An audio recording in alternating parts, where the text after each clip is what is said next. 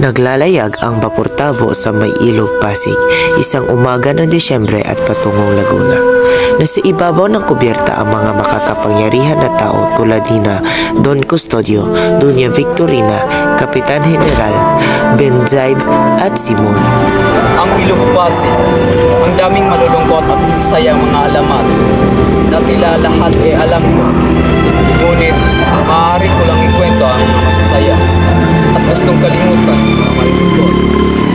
Kung meron kang gustong ipahiwatig sa salitang malungkot, Kapitan, ano ba ang gusto mong iparating? Matalas ang iyong panimula. Sa totoo lang, kapag narinig ko ang ilog, naalala ko ang kwento ni Juan Crisostomo Ibarra. Ibarra? Parang narinig ko ang pangalan. Kailan mo ba sabihin? Tingin kayo sa W.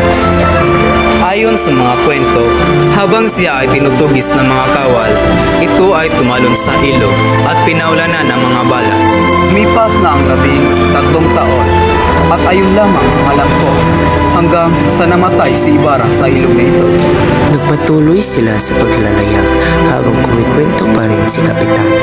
Upang mapawi ang pagkainip sa mahaba at mabagal na biyahe, napag-usapan nila ang pagpapalalim ng ilog Pasig. Ay naku, kay bagal ng takbo ng kubyerta. Mababaw siguro ang ilog. Kung sa bagay, wala namang matinong lawa dito sa Pinas. Sa mga palad, wala tayong maaaring magawa. Ayoko sanang kontrahin ang iyong isinalisay dito. Ngunit, ang mababaw na ilog ay kaya nating malutas kung tayo ay magbuhukay ng panibagong lagusan. Mapapabilis ito ang ating paglalakbay at wala nang mababaw na ilog. Ang palagay, hirap inyong itabalang, Senyor, sapagkay maraming salapi ang kinakailanganin sa paggawa noon. Huwag na kayong mag-alala sa pera, Don Custodio. Paggawain ng mga bilanggo ng sagyon ay wala ng salaping magagasta. Nagtungo si Simon sa ilalim ng kubyerta. Masikip at siksikan doon dahil may mga pasahero at naroon din ang mga bagahe at kargamento. Naroon si Basilio na isang mag-aaral ng medisina at si Zagani na isang makata mula sa Ateneo. Kaya natin ipatayo ang wikang Kastila, Kapitan Basilio. At paano mo naman nasabi yan? Kapitan, binigyan namin si Padre Irene ng kabayo bilang regalo. At nangako siya makikipagkita siya kay General Kapitan. At ang mayaman na si Makaraig ay nagalok na kanyang lumang bahay. Hindi ko labis maintindihan. Bakit ninyo pinipilit ang Akademya ng Wikang Kastila? Sa panahon ko, ang pinag-aaral ay ang Wikang Latin at hindi Kastila. Maya-maya may lumapit si Simon kina Basilio at Isagani. Oh, Senyor Simon. Isagani, si Senyor Simon, ang mga lahat. Huwag sanang masugat ang iyong damdamin, Ginoong Isagani.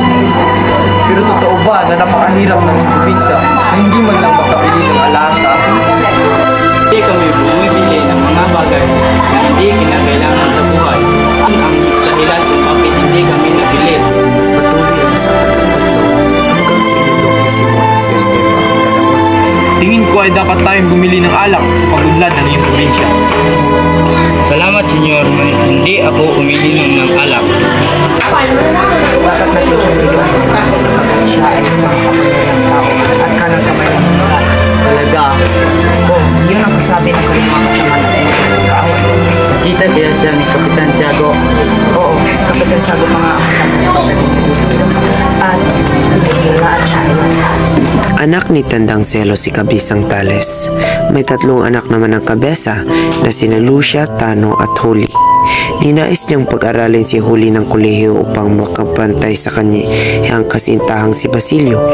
Gayunman, tinaasan sila ng buwis sa tubuhan hanggang sa inangkin ng mga praile. Dinala ito sa korte ngunit natalo siya.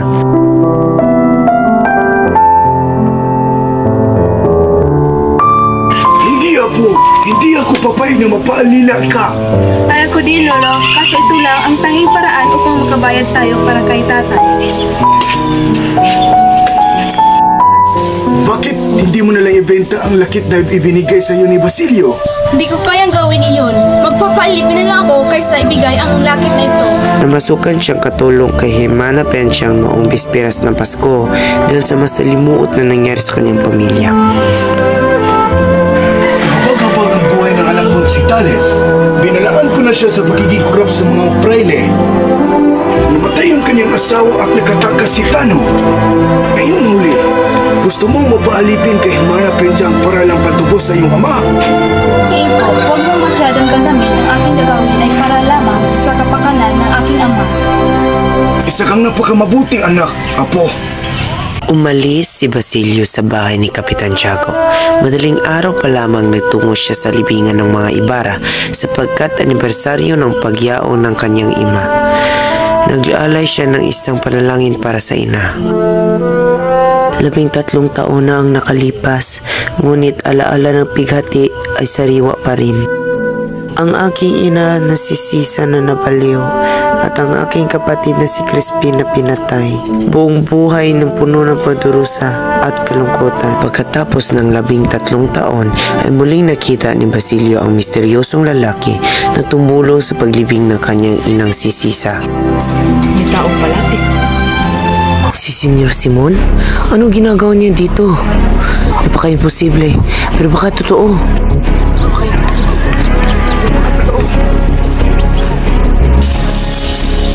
Diyan ka lang sa pinatatayuan mo kung ayaw mong mamatay. Kung naalala mo ako, kita na rin tayo dito sa lugar na ito noon. Dito? Kilala mo ako? Lahat ng tao naniniwala na patay ka na. Crisostomo Ibarra. Ang iyong natukasan ng Basilio ay dapat kanindihan lamang. Walang ibang makakalam kung hindi ikakamatay mo o ikakamatay ko. Inalok siya ni Simon na mag-iisa sa kanyang ang pangarap ni Basilio ay makatapos ng medisina at madubos sa pagiging alila ng kanyang kasintahang na si Huli. Bago ka manggamot ng mamamayan, gamutin mo muna ang bayan. Kinakaya mong isara ang iyong mga mata sa katotohanan ng iyong ina at kapatid ay namatay sa kasamaan ng Espanya? Matagal na silang patay. Pag sumama ba ako sa inyo, mabubuhay pa sila? Ang iyong bayan, hahayaan mo na lang? Ikaw ang dahilan kung bakit ako nag-aral ng mabuti. Naniniwala ako na sa katarungan ay ang ating bayan makakawala. Tarungan ay makakamit lamang sa madugoang labanan. Iba tayo ng pananaw, Senyor. Ika'y may karapatan sa iyong sariling desisyon, Basilio. Kita-akitik, naintindihin ang aking pag-iisip. Ngunit kung bago man ang iyong isip, pakipuntahan lamang sa puntahanan. Si Kapitan Tales ay nakalaya sa pagkakabilang ng bayan sa salamin ni Huli. Kinabukasan ay nagbatid si Simon sa kanilang tahanan. Dala ang iba't ibang alahas na naisibenta. Ang aking bahay bukas para sa inyo, Senyor Simon. Salamat, Kapitan Tales. Ang aking plano ay magpatuloy sa San Diego. Sa tingin mo, ang aking revolver ba ay sapat sa Guardia Civil? Ako sigurado, Senyor, sapagkat ang revolver nila ay napakalakas. Tama, ngunit ang aking revolver ay kaya silang talunin. Kita mo ba ang punong iyon? Mahanga ang iyong revolver, simple at Malangkat pa ito ang revolver sa ibang bansa, Kapitan Tales. Nasinutingan na ang mga pumili ng alas ni Simon na sinang Kapitan Basilio at ang kanyang anak na si Sina at ang kanyang asawa na si Jimena Pensyang. Mayroon ka magugustuhan sila. Huwag ka magpaalata. Nagtataasan ni Simon ang presyo. Ama, matalas ang pag-iisip niya pagdating sa negosyo. Ito ang unang pagkakataon na ipapakita ko itong pulsera sa buong mundo. Napagandang mga diamante at mga ruby. Mga kayamanang iyan ay maaaring ikasira mo, Ginang Sina. Nito, malaking porsyento ng ating bayan ay mag-uuwing luhaan. Tama ka, Senyor Simon. Ang mga kayamanan ay maaaring maging dahilan ng mga nasasamang bagay sa buhay. Yung ay bumibili ng mga alahas, nagbibenta. Mayroon ba kayong maialok sa akin? Wala akong mayalok sa iyo, Senyor Simon. Kahalip ng lahat ng alahas ay tabi ng aking anak ay nabinta na. Mali kakabisang talis, mayroong itinira si Huli ang lakit na ibinigay sa kanya ni Basilio. Ang lakit na iyon ay mahalaga kay Huli. Sa totoo lang, mas pinili niyang magpaalila kaysa maiwalay siya sa lakit ni Maria Clara. Maria Clara? Oo, Senyor Simon. Ano na pa sa kamay ni Basilio ang lakit na iyon? Ang kwento ay binigay ni Maria Clara ang lakit sa taong may keto. At yung taong yun ay ginamot ni Basilio at ginamit ang lakit bilang pambayad. Isang talis, hindi ko pa nakikita ang lakit. Ngunit gusto ko siyang bilhin ng halagang 500. Daan, kailangan ko muna kausapin ang aking anak, Senyor Simon. Babalik ako bago dumilin. Maghihintay ka bisang talis. Pumunta si Basilio sa bahay ni Hermana Mencha at tinubos si Huli upang hindi na ito mag-iisang alipin. Nag-usap ang dalawa pagkatapos. Ika'y malaya na, Huli. Hindi ka na alipin. Hindi ko alam paano kita pasasalamatan, Basilio. Kasiyahan mo ay sapat na para sa kasiyahan mo gawin. Ang aking pinag-isipan ay saan kami titira ng aking lolo.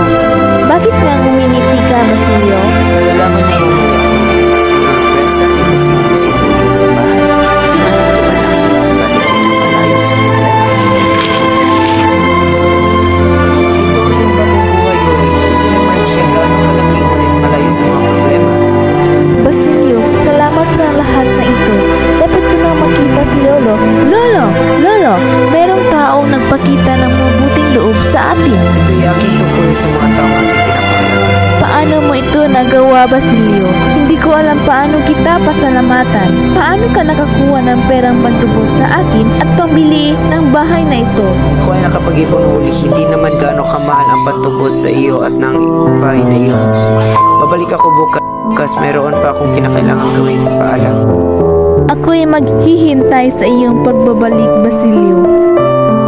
Naroon din si Simon. Pumunta ang alahero sa hapunan ng Inchik na si Kirago para makapagpaningil ng utang. Nakakadami, bayarin. Kaunti lang nagbabayad. Kahiya-hiya! Akala ko ay mababayaran mo na ang 9,000 na inutang mo. Bawasan ko na ang 9,000 na inutang mo. Gagawin ko na lang 7,000. Ayokong malugi ang iyong negosyo. Sa isang kondisyon. Ano yun? Magpapatago ako ng armas ngayong gabi sa iyong tindahan. Hindi sila kasama sa aking tahanan. Wala kang dapat katakutan. Ilalabas ko ang aking mga armas paminsan-minsan at itatago sa aking tahanan. Kung sila ay mahuli na may hawak na baril, makakaipon tayo ng pera sa kanilang paglabas. Lahat ng ito ay nakaplano na. Nagkita muli sina Simon at Basilio sa bahay ni Kapitan Tiago. Nakita niyang nakahilatay lang ito at wala ng kalakas-lakas. Inalok ulit ni Simon si Basilio sa himagsikan. Kumusta ka na, Basilio? Oh, Senyor Simon. Hindi ko napansin mo pagdating. Ngunit, Kapitan Tiago, paano lang kayo sa ito? Unat na lang, mabilis na, klase na kumakalit ang katawan niya. Paunti-unting nanalason, parang ang bayan. Makinig ka sa akin, Basilio. Sa kaunting sandali na lang, magsisimula na ang himagsikan. Senyor Simon, sinabi ko na sa inyo dati na wala akong balak makisali sa mga politika. Dito ako para papiliin ka sa kamatayan o kinabukasan. Kumpay, kung sino man ang hindi sumang-ayon sa natulungan kami, ay tatagurin namin kalaban. Kamatayan o kinabukasan? Tiyak na ba ang iyong pagtatagumpay? Kaya ko silang ikayatin lahat. Sa aking sinasabi, naniniwala sila na galing ito sa general o sa mga prale ang aking mga sinasabi. Ganitong paraan, mas napapadali ko silang isali sa aking panig upang maghimagsik. Ano ba ang aking magagawa? Pumunta ka sa Santa Clara at itakas ang pinakamamahal ko. Ikaw at si Kapitan Tiago lamang ang nakakaalam. Si Maria Clara? Tama, si Maria Clara. Siya lang naman ang dahilan kung ba't ako nabubuhay. Ako mabuksan ang pinto ng kumbento. Ngunit lahat ay hindi na. Ano ang ibig mong sabihin? Sinungaling! Buhay pa si Maria Clara. Ngayong gabi masasalba ko at ikaw ang mamamatay! Ito ang aking sinasabi. Siya, kung ayaw mong maniwala, bisitahin mo ang kumbento para malaman mo. Tumakbo si Simon upang masaksihan na ang libigan ng kanyang pinakamamahal na si Maria Clara ay nasa ilalim ng kumbento. Namatay siyang hindi ako nakikita! Hindi nalalaman na nabubuhay ako para sa kanya! Na siya! Ano pang silbi ng buhay ko? May mga paskin na itinikit sa mga pader ng universidad. Ito'y nagsimula ng ulo hanggang sa kinabukasan ay nakita ni Basilio na nagsama-sama si Tadeo, Sagani at Juanito. Oh, Tadeo! Ano nangyayari dito? Kagabi, may mga paskil na nakita at nagkaroon ng kaguluhan. Mukhang masaya ka. Malamang, dahil walang pasok sa isang linggo. Juanito, ano ba talaga ang nangyari dito? Bakit ako ang tinatanong mo? Wala akong silaman siya. Ano yung bibigyan niya kung wala siya? So, Dani, alam mo ba sinunod mo? Wala akong alam. Bakit mo gusto ka ng mga Dahil dito, napapuntangan sina Basilio at ang ibang pa at sila'y ginulong ng mga Guardia Civil. Bitawan niyo ako! Bitawan niyo ako! Masok ka! Nabalitaan ni Hermano Bali ang pagkakulong ni Basilio na siyang ginalita naman agad kay Huli. Iya, ayon sa nabalitaan ko, nakabilago si Basilio. Ha? Paano ang kanyang kasamahan? Lahat sila ay nakalaya na, ngunit dahil patay na si Kapitan Tiago, kaya wala nang tutulong upang makalabas. Ano ang nararapat kong gawin? Tulungan mo ko yung mga pag-iusap. Alam ko na, si Padre Camora. Dumanabali, wala na bang ibang paraan? Siya'y makapangyarihan sa pamalaan. Paniguradong maliligtas niya ang mga Pilipino, kaya halikan na Huli. Ngunit Hermana, Huli at pumasok ka na dahil siya na makakatulong upang makalaya si Basilio. Na magkaservi at tulungan mo na si Basilio ngayon na kinakailangan niya ang tulong mo. Gagawin ko ito para sa iyo, aking mahal. Patawad. Mahuli, tara na. Pumunta sina Huli kay Padre Camora upang humingi ng tulong, ngunit ito pala'y magdadala ng panganib.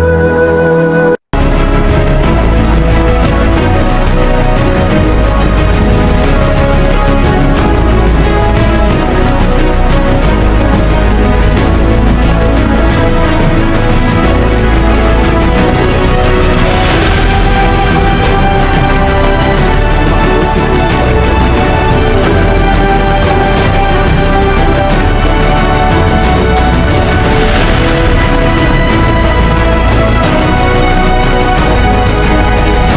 Nabalitaan ni Sagani na magpapakasal na ang kanyang minamahal na nobya.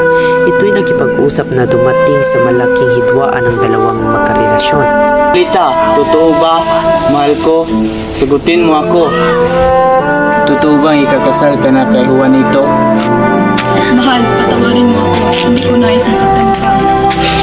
Gawa mo na, Paulita, tumingin ka sa aking mga mata. Mahal mo ko at gusto mo akong pagkasalan. Patawad, Isagani. Tama na. Maghiwalay na tayo. Isagani, tama na. Ayoko na. Ayoko bakit ka na mahalin. Hindi, Paulita, hindi ako magpayag. Makinig ka sa akin. Hindi, Isagani. Ikaw ang dapat makinig sa akin. Hindihin mo naman ako. Wala akong magandang kinabukasan sa iyo.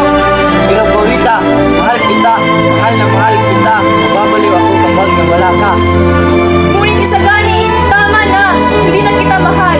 Papakasal na ako sa iba. Mahal! Mahal! Nabalitaan ni Basilio na namatay na ang kanyang pinakamamahal na iro na siyang ikinagalit nito at nakipagsalipwersa sa pang-aalas na si Simon sa kanyang himagsikan. Senyor, wala na lang sa'yo. Mahal, Basilio. Bilisan mo at pasukin mo. Hindi ko alam kung bakit ako pinarusahan ng ganito ng Diyos. Ngayon nandito ako pang maghiganti. Ang dahilan kung ba't naparito ka? Oo, Senyor Simon. Una sa lahat, nais kong magpasalamat sa pagpapalaya sa akin. At ngayon handa na akong tumulong sa pag-iimagsi.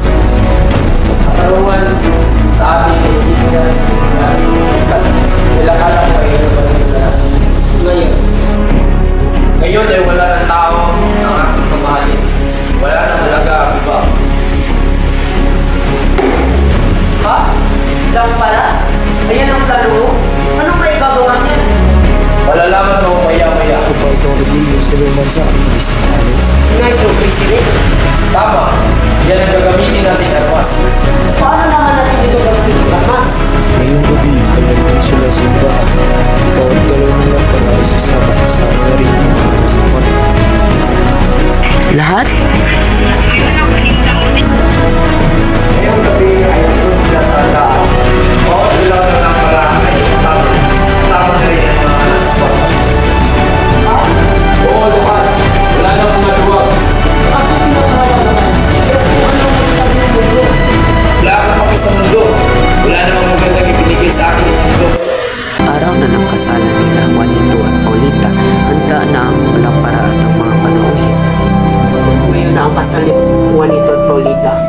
Magaganap ito sa lumang bahay ni Kapitan Tiago. Sa iyong tingin, kailan kaya ang bahagi ng may liwanag? Siguro, hindi naman sila habang buhay sa dilim. Oo, Manin. Kailangan ko nang umalis. May pupuntahan pa ako. Maganda siguro yan, Senyor Simon.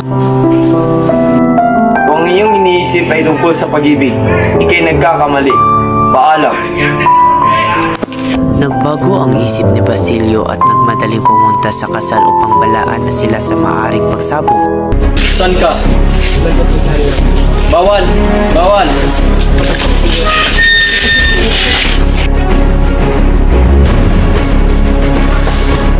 Oh, Isagani! Ba't ka naririto? Wala, gusto ko lang masalayan ang aking minamahal. Wala nang oras, kailangan mo na umalis! Bakit? Anong meron? Ba't ka namumutla, Basilio? Gusto mo bang mamatay? Kamatayan? Ang puso ko ay matagal ng patay. Naghihintay ang kamatayan sa bahay na iyan! Anong ibig mo sabihin, Basilio? Ang lamparang handog ni Senyor Simon ang magiging dahilan ng malawakang pagsabog.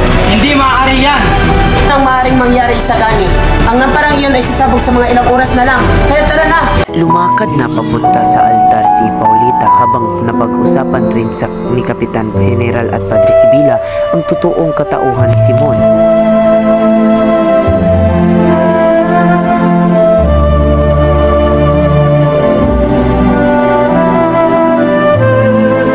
Napaka-imposible.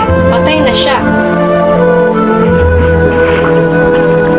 Wala na bang titigil sa kasal? Nakarating na si Basilio at nagmadaling kinuha ang lampara sa may hinagi sa may ilog na nagdulot ito ng malaking pagsabog.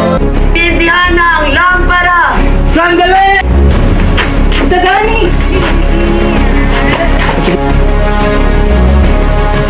Nabigo na naman ang plano ni Simon na siyang nagsindak upang inumin ang lason. Ano naman ang aking mga plano? Tanging ang lakas na lang ito ang mga kapagtapos ng aking mga problema. Maya-maya ay dumating na si Padre Florentino at nakitang nakalatad sa sahig si Simon at doon na ikinumpasal ni Simon ang kanyang mga kasalanan. Simon! Simon!